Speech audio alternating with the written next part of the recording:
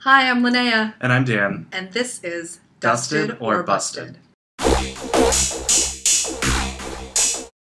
So, Dan and I have fallen into this horrible pattern where we keep forgetting to tell you our Dusted and Busted of the entire week. We'll always do the Dusted and Busted of every segment, but we need to start by talking about last week. Once again. Sorry. So my Busted, we'll start with Busted. Busted of last week overall, I would say Kennedy. Me too. I mean, Jasmine was pretty bad, and Jasmine was pretty open to admitting that it was her grown self who messed up, but still, Kennedy was the team leader, and people should have definitely helped. Who was your Dusted? Max. Mine was too. He was great on the runway, and he was great in the challenge, and it was really sweet to see him with Jaden. So there you have it. That's our Dusted and Busted from last week's episode. So this week there was no mini challenge. RuPaul came to the workroom and said that they were going to be doing what I like to call the traditional We Are the World challenge. So they just had to divide themselves into teams. There was really no rhyme or reason to it. He just left them to their own devices. The teams were Violet, Max, and Jaden, Katya, Miss Fame, Trixie, and Pearl, and then the rest. So they all had to do a parody of one of RuPaul's songs, and obviously in the group where Violet has landed, there's some tension between her and Max mostly, but I have to say, I really liked when she impersonated Max in the confessionals. That was really pretty funny. One thing that I noticed, I don't know why I noticed this, it's just something I picked up on. Despite all the tensions in the workroom, like between Violet and everyone, and between like Pearl and Miss Fame, you can still tell that these girls really care about each other. I think that's really awesome. The team that had Katya and Fame and Trixie and Pearl, they did a song about tanning. So I thought the concept was kind of funny. They could have done more with it, but it was disorganized. I didn't think it was thought out very well. And then Team Max and Violet and Jaden. Yes. They did the remake of like the top 3 from last year and did that song, but it was Get Ready to Clock or something like that. The concept was funny, and so Jaden played Bianca, and Max played Courtney, and Violet played Adore, and nobody was Darian Lake because she was definitely in that video. Dayla tweeted, she's like, so are they just pretending that you weren't in this video? Oh my god, that was the shade of it all. But I thought it was a clever music video, and that was really clever. Right, and a lot of people thought, well, they didn't really look like them or they didn't really act like them. It was still well executed because, you know what? They're not them. And so I thought, I got it. I thought it was funny. Their characterizations were, for the most part, pretty good, too. Yep. And just, like, all these things that they had in their arsenal, like, Courtney knows how to do sexy, like, all these little things that they would throw out that they said last season. One thing I did want to say, this is a lot of work. They had to write new lyrics, they had to record, they had to choreograph, and then they had to film. That's a all lot. In one day. Then the last group was showcasing RuPaul products. And that one, the concept was really funny, clever. And it was clearly well rehearsed because they all knew the choreography, they knew their parts. So I thought it was well put together. Then they get into the recording sessions with Lucian, who dyed his hair. Now it looks really weird. But one thing that I noticed was that the Sissy That Walk group went first, and once again, Jaden kind of needed to be led along. Yes. Also, Miss Violet, do not talk back to Lucian. Don't. Did you clock when she did that? They cut to Jaden and Max, and they share the look. Yes. Oh, no, it was Max just goes like this to him. Yeah, and I thought that was. It's just you don't act that way. It's not professional, and it's Violet. You don't know what you're talking about. I totally He's love a professional. Max's passive aggressive shade. And then Kasha Davis. I don't know what she was doing in the studio. It was funny. I was living for it, but I wasn't sure what the judges. I knew she was going to do something like that, and I had no idea Kennedy could sing like that. So then we see the queens, and they're filming their videos. And I think the Tan Moms went first. Yeah, they did. And it was a shit show. I love whenever they're about to start a challenge, and they cut to Katya's confessional, and she always says, "This is gonna be a disaster." And it always is. And she's right. However, props to Katya, because she made it work. She was in the worst team with the worst organization. Awful. I mean, everything about this, they were set up to fail. Katya turned it out. She knows she's not a singer, so she did something funny. She knows that her look didn't jive with the whole theme of their music video, so she did something funny and over the top and made it work for her, and she delivered. So if anything else, she stood out because she was the only one in the group who didn't suck. I thought Violet as a door was perfect. Especially that exchange when Michelle asks, "Hey Violet, did you cinch?" "No, I have a hog body." Yes. When I went back to watch it, it felt a little bit staged, but that doesn't mean it wasn't funny. I also cannot believe Ru got so defensive about Drag You. Oh my lord. When the RuPaul product people, QVC people came in for their part of the recording, and they got to the line about how Drag You was a disaster, but he came back from it. That was real tense. Yeah. And RuPaul always is the person who says that you have to be able to laugh at yourself, you have to be able to make fun of yourself. They should have said All Stars instead of Drag You. We kind of talked about this already, but when the top 3 came in, they did just fine. Everybody knew their stuff. They kind of tried to make a big deal out of Max not doing well as Courtney. And I did like what Michelle said. She was like, Courtney was manic in that video. You have to turn it up a little bit. They're getting ready for the runway, which is green eleganza. And Ginger is getting ready with Kennedy, and she looks over at Kennedy's pictures, and she's like, "Why do you have all these pictures with Sahara?" And Kennedy goes, we were sisters." Which, that was the first thing I thought of, Kennedy Davenport, but... So, for the green theme runway, who was your most dusted? My most dusted was... I'm gonna go out on a limb here and say Candy Ho. I liked what she had. I did, too. I didn't think... Oh, sorry. No, I was just going to say I put Fame. Miss Fame was up in there for me, too. I didn't think it was fair for Ross to critique Candy and say all these other girls are wearing conceptual looks. And then Trixie said it in Untucked. That wasn't fair, because if everyone had just gone out in a stunning green gown... Right. No a concept look thing. Wasn't part of the challenge. Description. The description was wear something green. And some of these concept looks weren't that good. Who was your most busted? As much as it pains me to say this, I have to say Trixie. I thought it looked kind of cheap. It didn't read as green. Didn't really read as green. And some of that could have been the cameras, because it looks different in person than it does on the show. But I didn't get green from her. It just did nothing for me. My most busted was Jaden. Again. I know, I've been ragging on her for everything she wears on the runway, but I haven't seen anything yet that's wowed me, and in our research that we did and we saw videos of her, I saw better things, and maybe she's saving it, I don't know, but I would like to see something different. But that bright green camo something or other, I couldn't deal with that. I have some things to say about the judging this week. First of all, Ross had absolutely nothing of substance to say. Nothing. Everything that came out of his mouth was pointless, incorrect, or just excessive. It didn't need to be said. There was one time where the judges were talking about something, and he goes, "Listen," and then he starts to do this thing where he's preaching the truth, and he said exactly what Michelle had just said, only more boring. Jessica Alba also didn't say anything. She was forgettable. All she could talk about was how good her product smelled. And we talked about this already, but I didn't agree with the criticism of Candy at all, which also came from Ross. Why did we hire him? Let's have Carson every week. I like him. He can stay. Ross feels more like a guest judge. Do you get that vibe at all? He doesn't seem like a permanent judge. He seems like a guest judge. He's a guest in his own home. So this week's lip sync was Pearl versus Trixie Mattel, and it was To Dreamin' by Blondie.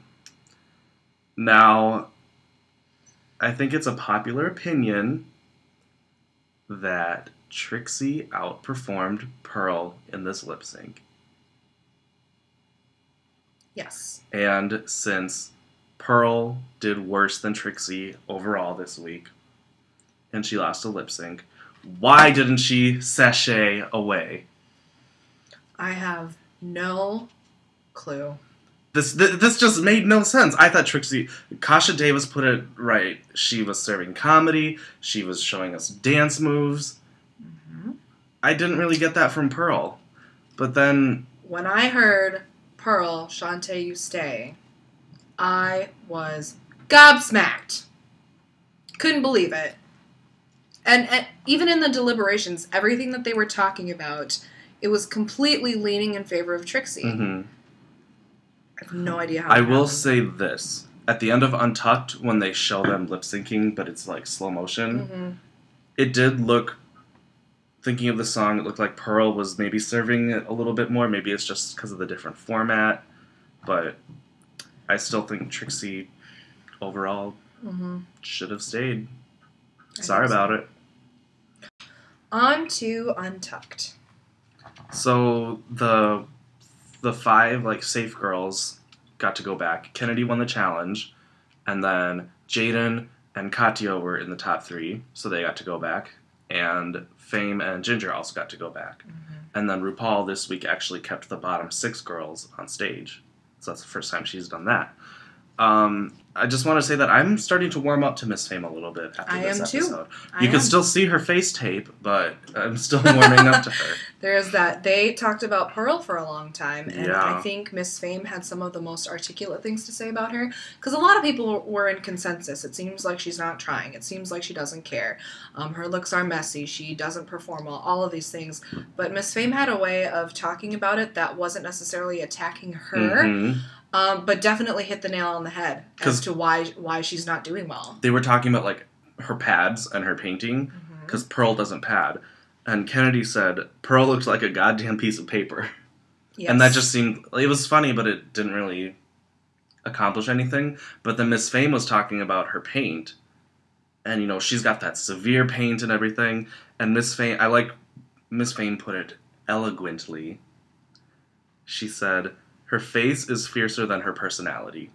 When the bottom 6 girls came back, Jaden kind of got into it with Violet. That was interesting. I want to talk about this.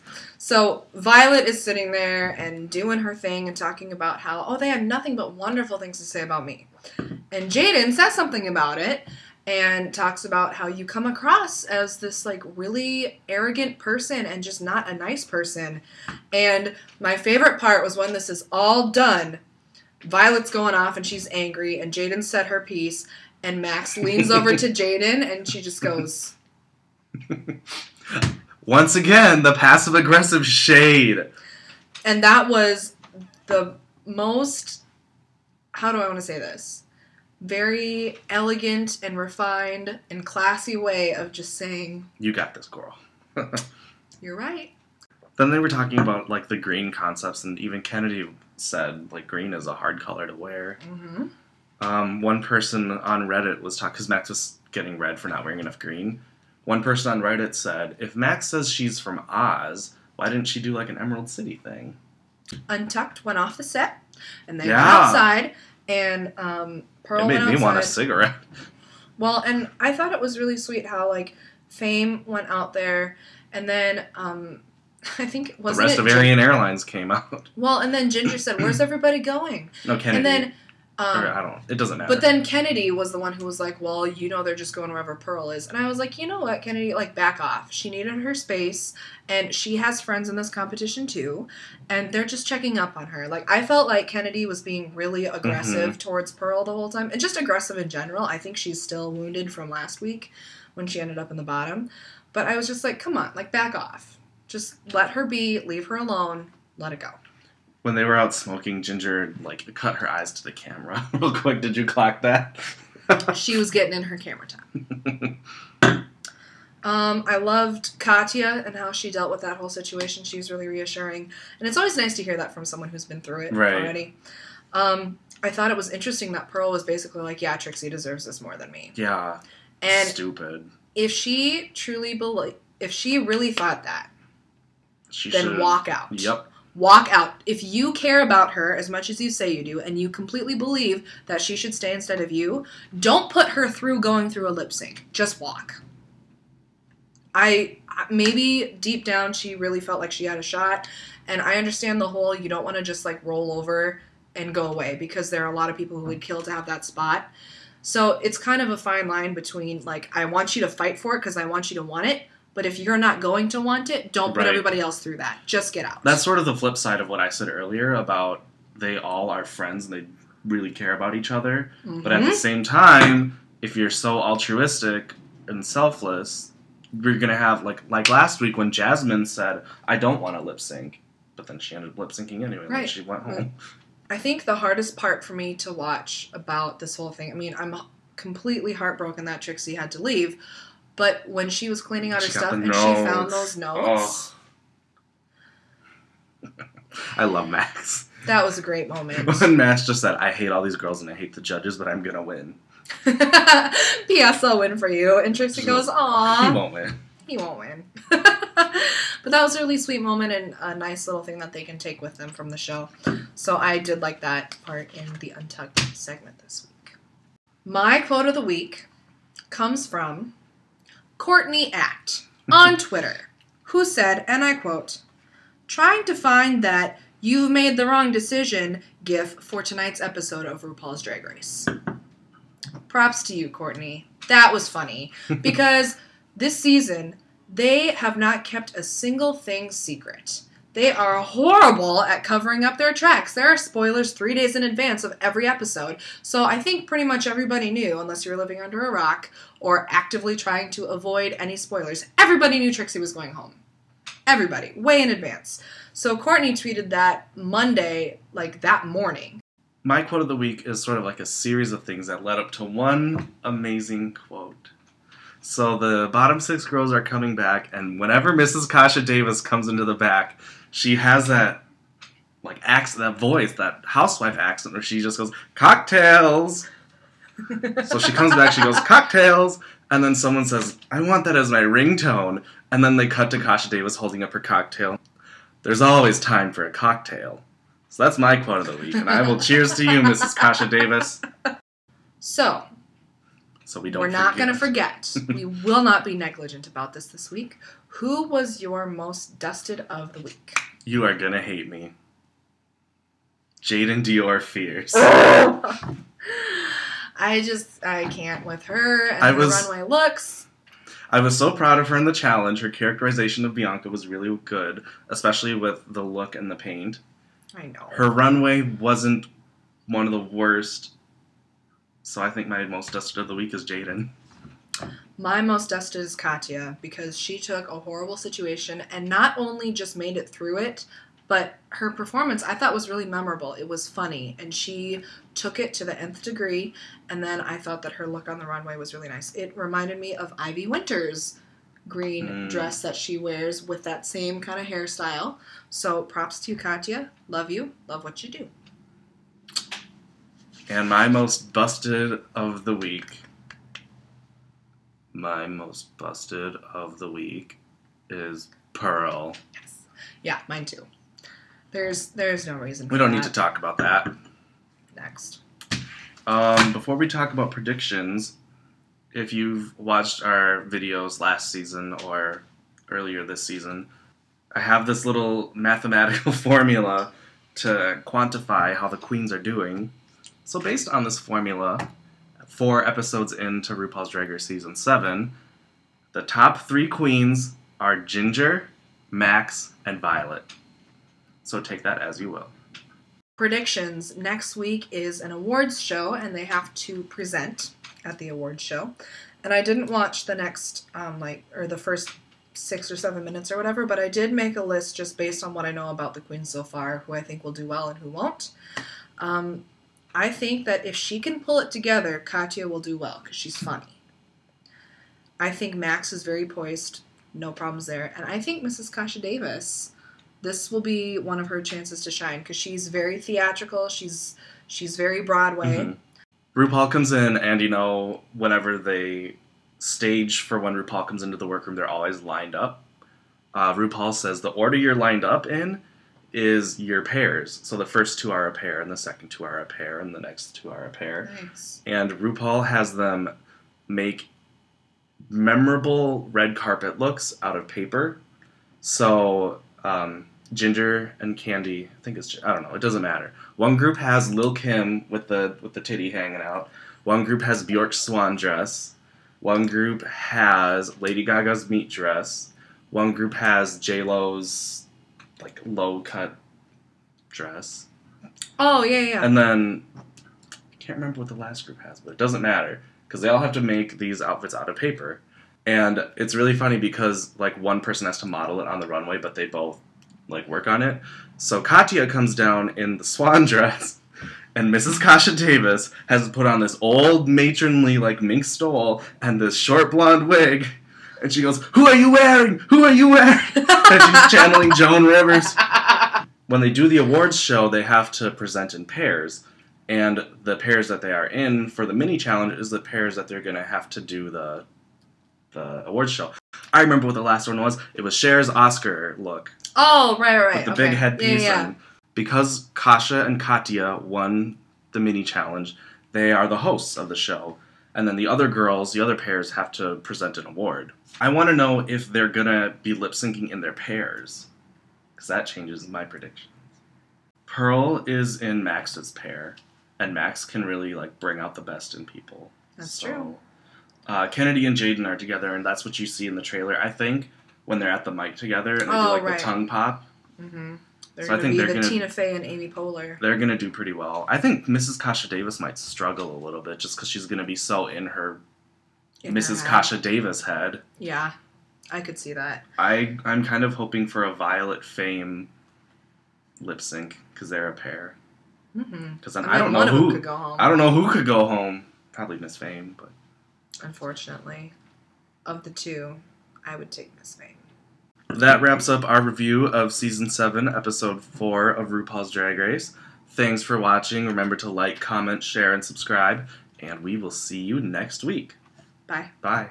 This week, one of our favorites, one of our local girls had to sashay away. Trixie Mattel. So we're going to make some martinis in honor of Trixie. So we're going to take 1 ounce each of vodka.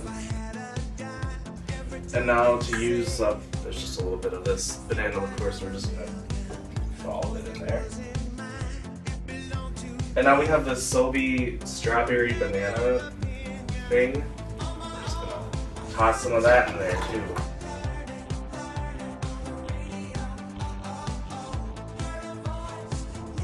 And that's our simple, quick martini for Trixie Mattel. Thanks for watching.